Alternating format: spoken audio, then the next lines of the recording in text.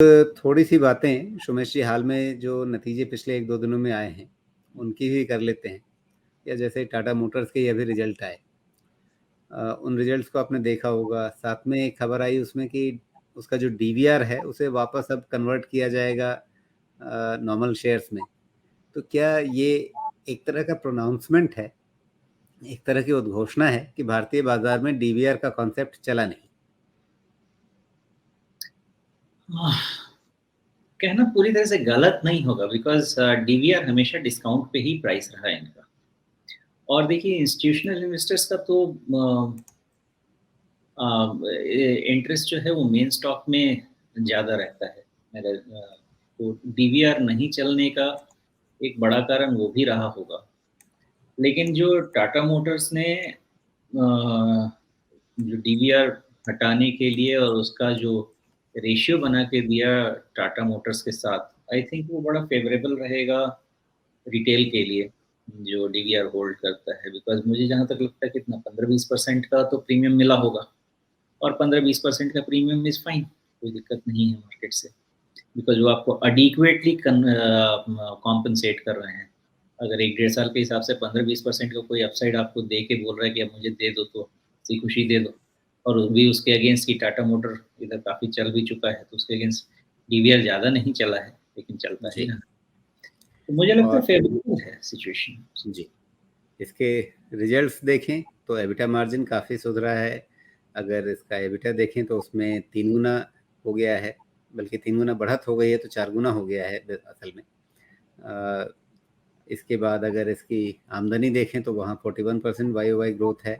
और अगर हम वैसे देखें तो पिछली बार लगभग 5,000 करोड़ रुपए का घाटा था, इस बार 3,000 करोड़ से ज़्यादा का फ़ायदा है। तो किसी भी सूरत में मतलब आप इन नतीजों पर उँगली नहीं उठा सकते कि अच्छा ये चीज़ अच्छी नहीं लग रही। ओके, तो इसको ऐसे समझते हैं, फ्रॉम रिजल्ट स्टैंड पॉइंट सवाल करने की कोई जगह नहीं बनती, लेकिन रेवेन्यू मिक्स स्टैंड पॉइंट अभी भी स्क्यूनेस जेएलआर और लैंड रोवर की तरफ ही है, और उसके कारण आपका चाइना मार्केट पे काफ़ी डिपेंडेंस है। तो चाइना के ग्रोथ पे भी काफ़ी कुछ निर्भर रहेगा, जेएलआर और जैगवार का आने फ्यूचर कैसा है, ये एक चीज़ है। दूसरी चीज़ ये है कि Tata Motors Indian stock stand point से एक फ्यूचर ईवी प्ले के हिसाब से देखा जा रहा है। इस कारण से इनको इतना वैल्यूएशन और इतनी तेज़ी से मिलता जा रहा है, डिस्पाइट द फैक्ट कि इंडियन मार्केट में इनका revenue contribution, volume contribution overall बहुत कम है। अभी भी मेरे ख्याल से 80% प्लस जेएलआर लैंड रोवर है।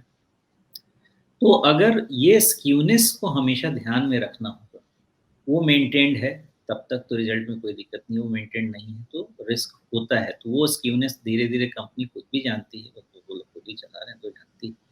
लेकिन ये हमेशा एक हिच मुझे बना रहता है। टाटा मोटर्स में दूसरी अच्छी चीज़ मुझे क्या लगी, ओवर टाइम डेट कंट्रोल जो करना होता है, वो बहुत फ़ेवरेबल है मेरे हिसाब से। बिकॉज़ प्री कोविड आप या ड्यूरिंग कोविड चले जाएँ तो Tata group was kind of heavily indebted group, जो उसके बाद इन लोगों ने डीलिवरेजिंग बहुत शुरू की थी। वो सब पॉजिटिव फैक्टर हैं।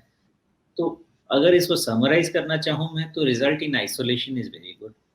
Point number 2, it is very good because of JLR land rover जो इनका मेन फ़ोकस है।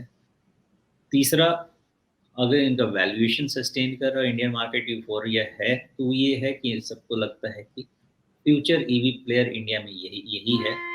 2024-25 के बाद आप देखिएगा ये सब सिचुएशन चेंज हो जाएगा, बिकॉज़ बहुत players behind the curtain EV की तैयारी कर रहे हैं। तो ऐसा नहीं है कि पता नहीं है किसी को कि ईवी इज़ द मार्केट, बहुत सारे प्लेयर हैं।